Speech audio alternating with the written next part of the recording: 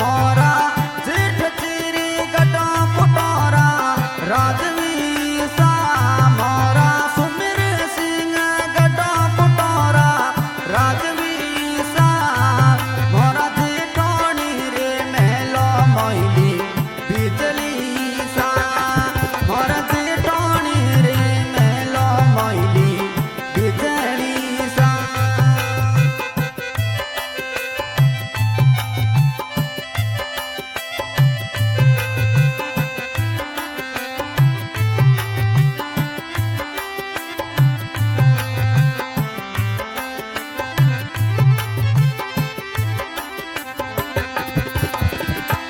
लगा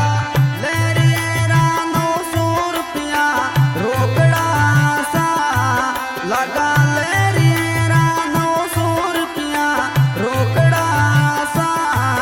मन लाए दियो नी तेजपाल सिंह राजा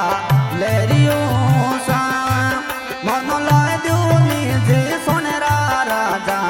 लेरियो सा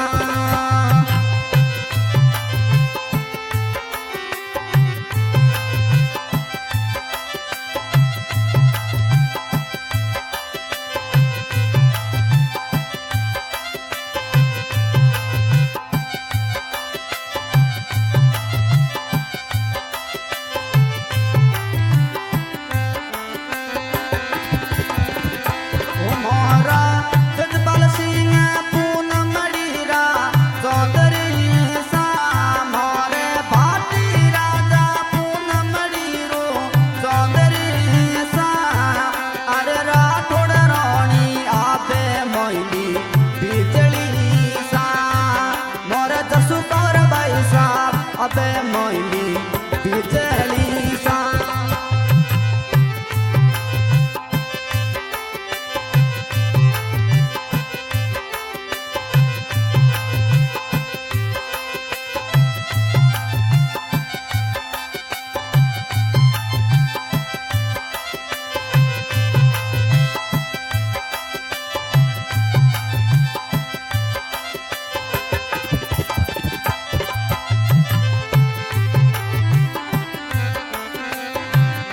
मारे लेरियो रे जसुकर भाई सनो कोडरी सा मारे लेरियो रे राठौड़ रानी सनो कोडरी सा ते तो लाओ नी बादीला ढोला लेरियो सा मन लाए दियो नी तेजपाल सिंह लेरियो सा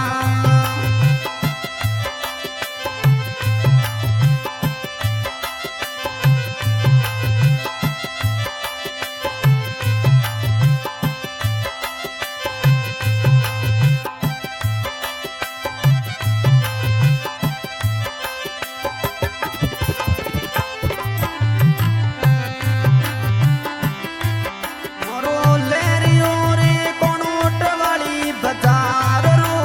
सा मोरो लेरियो बलुतर वाली बाजार रो सा मनो लाए दियो नी तेजपाल सिंह लेरियो सा मनो लाए दियो नी बादल रे ढोला लेरियो सा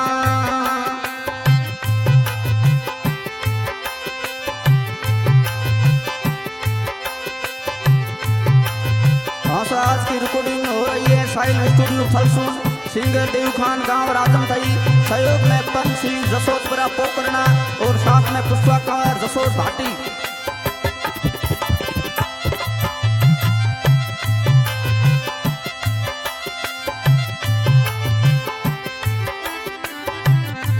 ओ थोड़ा